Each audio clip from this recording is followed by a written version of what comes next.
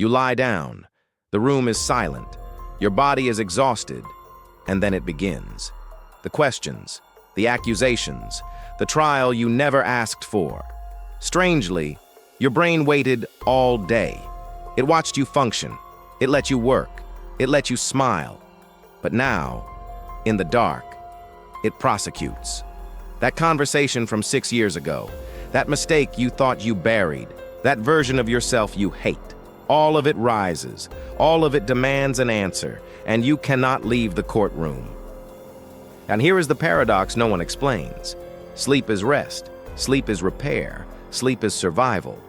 So why does your brain choose this moment to attack? Freud called dreams the royal road to the unconscious. But this is no road. This is an ambush. This is a neural coup.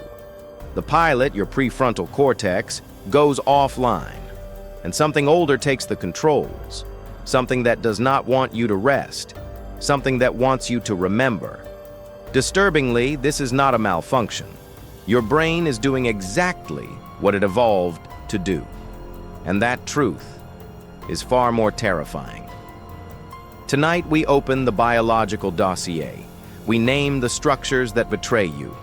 We expose the ghost that haunts your rest. The trial begins now.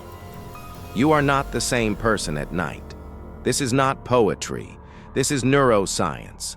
During the day, your prefrontal cortex governs. It filters. It prioritizes. It lies to you beautifully. Robert Sapolsky documented this in his research. The prefrontal cortex is the last region to mature. It is also the first to fatigue. By nightfall, it has been working for hours, suppressing, redirecting, keeping the monsters quiet, and then you close your eyes. The pilot unbuckles. The pilot walks away. Critically, this is when the amygdala wakes. The amygdala does not reason. The amygdala does not forgive.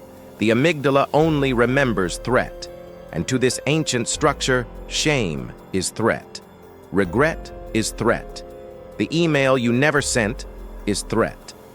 Antonio Damasio called this the somatic marker hypothesis.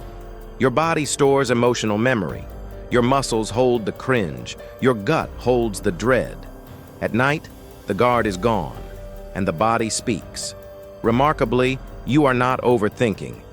You are being overtaken. The prefrontal collapse is biological. It happens every single night. The only variable is what escapes, what memory slips through the gate, what failure demands its hearing. Jung understood this architecture intimately. In Memories, Dreams, Our Reflections, he wrote, "The dream is a little hidden door, but he did not say where it leads. It leads to everything you buried. It leads to every version you abandoned. It leads to the self you thought you killed. And at 3 a.m., that self wants answers. The pilot is not coming back until morning. You are alone with the ghost, and the ghost has been waiting. But the collapse of logic is only the beginning, because what happens next is far worse. Your brain does not just remember pain, it rehearses it. You lie there reliving the moment, not once, not twice, on a loop. Interestingly, this is not random torture. This is a systematic torture. Bessel van der Kolk documented it for decades. In his clinical work with trauma survivors, he discovered something disturbing. The brain does not replay joy at night. The brain replays threat. The brain replays failure. The brain replays the wound, again and again. And here your brain cannot tell. Your brain cannot tell time. That embarrassment from a decade ago? Your amygdala feels it happening now. That rejection from your first love? Your nervous system feels it tonight. The cortisol floods, the heart rate climbs, the shame burns fresh. Critically, this is the cortisol loop.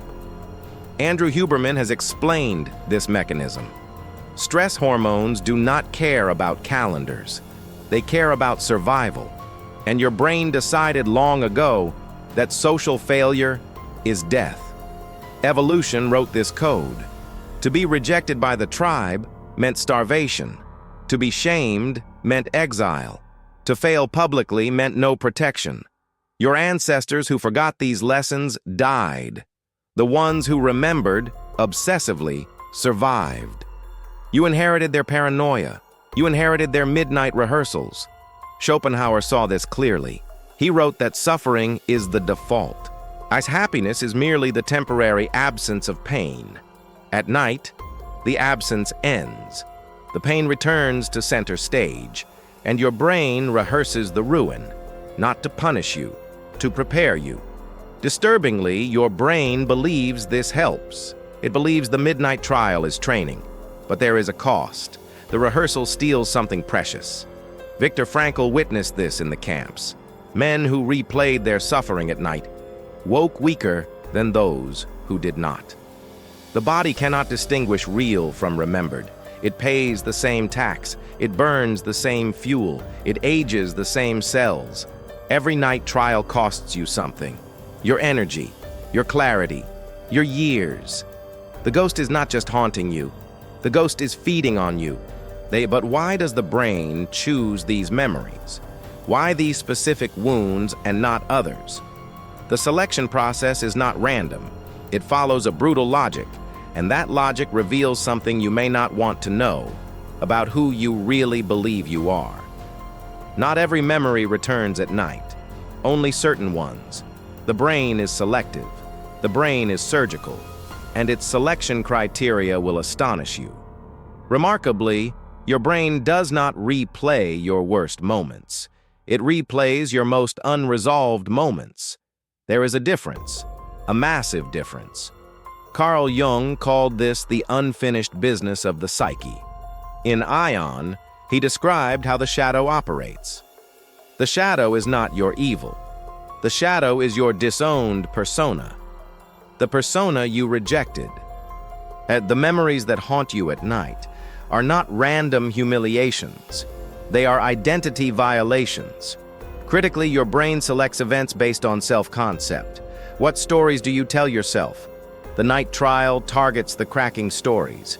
The moments when the mask slipped. The moments when that version of you appeared. You believe you are kind. So the brain replays your cruelty. You believe you are competent. So the brain replays your failures. You believe you are strong. So the brain replays your collapse. Jordan Peterson has described this mechanism precisely. The memories that disturb sleep are unintegrated. They do not fit your narrative. They contradict who you claim to be, and contradiction creates cognitive threat. Your amygdala reads this as danger, not physical danger, something worse, identity danger. And interestingly, Freud saw this a century ago. In The Ego and the Id, he wrote, "The ego will do anything to remain coherent. It will lie, it will suppress, it will exile entire memories to the unconscious. But at night, the exiled memories return. They return because they never left. They return because they are part of you. The parts you abandoned still live. They live in your body. They live in your nervous system. They live in your 3 a.m. courtroom." Disturbingly, the prosecution is not your enemy. The prosecution is your own conscience. The ghost presenting evidence is a version of you demanding acknowledgement. This is what makes night trials so exhausting. You are not fighting an invader. You are fighting yourself, and you cannot win by resistance. Kierkegaard understood this intimately. He wrote that anxiety is the dizziness of freedom. You could have been different. You could have chosen otherwise. And that possibility haunts you. Your brain shows you what you refuse to see. Your brain shows you what remains unfinished. Your brain shows you where you broke your own code. But why does this happen specifically at night? Why does the trial wait for darkness? There is a biological reason. And once you understand it, you will never see sleep the same way again. Your brain waits for night deliberately, and the reason is ancient. Fascinatingly, night is when your ancestors were most vulnerable. Predators hunted in darkness. Enemies attacked at midnight. The tribe was scattered and sleeping. To relax fully was to die. Robert Sapolsky explains this in Why Zebras Don't Get Ulcers. The stress system evolved for real threats: lions, snakes, rival tribes with weapons. But evolution did not anticipate safety, so the brain returns to its default mode. And the default mode tells: night equals danger, night equals vigilance, night equals inventory of threats, and in the absence of lions, your brain invents them. Critically, this is where the cortisol loop weaponizes memory.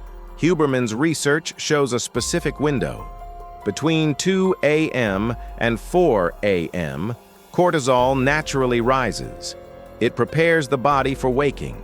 But if you are already awake, it fuels the trial instead. Your stress hormones do not care about context. They only care about the present thoughts in your brain. If threat is present, they amplify threat. If memory is present, they amplify memory. If shame is present, they make it unbearable. The vagus nerve also plays a role. Dr. Stephen Porges calls this neuroception. Your nervous system scans for safety constantly. At night, with eyes closed, it finds less. Fewer cues of connection, fewer signals of security. The body assumes the worst. This is why you cannot think with absolute freedom. The prefrontal cortex, your logic, is offline. The vagus nerve is in threat mode. The cortisol is rising, and the amygdala is fully in command. However, the pilot is asleep. The ghost is steering, and the destination is always backward, always toward pain, always toward the unfinished. Remarkably, Bessel van der Kolk found a pattern. Trauma survivors have the most active amygdalas at night. Their brains never fully rest. Their bodies never fully discharge. They live in a state of perpetual rehearsal. But here is the revelation. You do not need capital T trauma for this. Chronic stress creates the same architecture. Social failure creates the same wiring. Shame creates the same loop. The architecture of darkness was built for survival, but it now operates without predators. It runs on your regrets instead. It runs on your identity fractures instead. It runs on the gap between who you are and who you believe you should be. This sounds like a life sentence. It sounds like permanent torment. But there is something the brain does not expect. A move that can shift the entire trial, not by fighting, not by escaping, by doing something your brain never anticipated. The trial continues because you resist it. The prosecution gains power from your defense. Jung wrote about this explicitly. What you resist persists. The more you fight the ghost, the more the ghost demands to be seen. The more you suppress the memory, the more voltage it carries. Critically, the brain interprets resistance as confirmation. If you fight this memory, it must be dangerous. If it is dangerous, it must be rehearsed.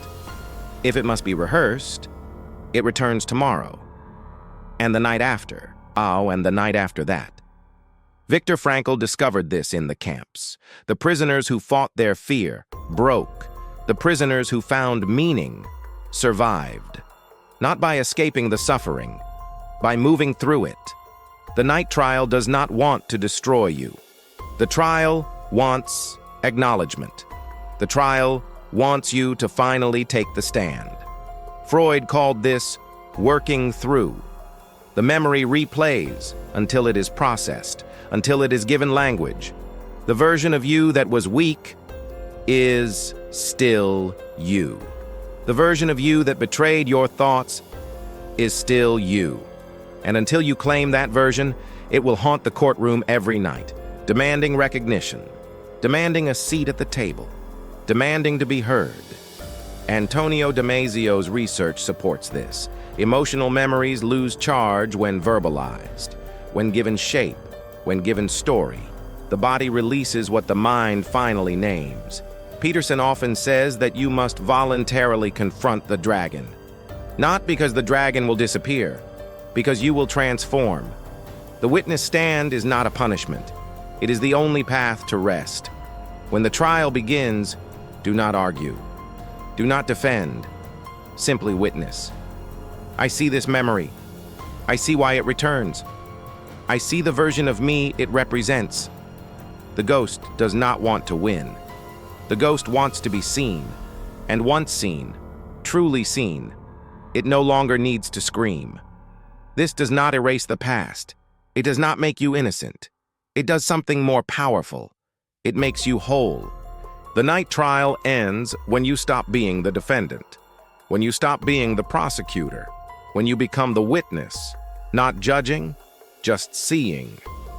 Nietzsche wrote that one must become who one is, not who one pretends to be, not who one wishes to be, who one is, including the failures, including the wounds, including the 3 a.m. evidence. The pilot will return at dawn. But tonight, you do not need the pilot. You need something older, something that can sit with the ghost, and finally say, I see you. You are part of me. The trial is over. Tomorrow you will forget this. You will rush through another day. But tonight, if the courtroom opens again, you know where to sit. The brain attacks sleep because it was built for a dangerous world, a world of real predators, a world where forgetting meant dying. You inherited that architecture. You cannot remove it, but you can learn its language. The night trial is not your enemy. It is the last place that tells the truth.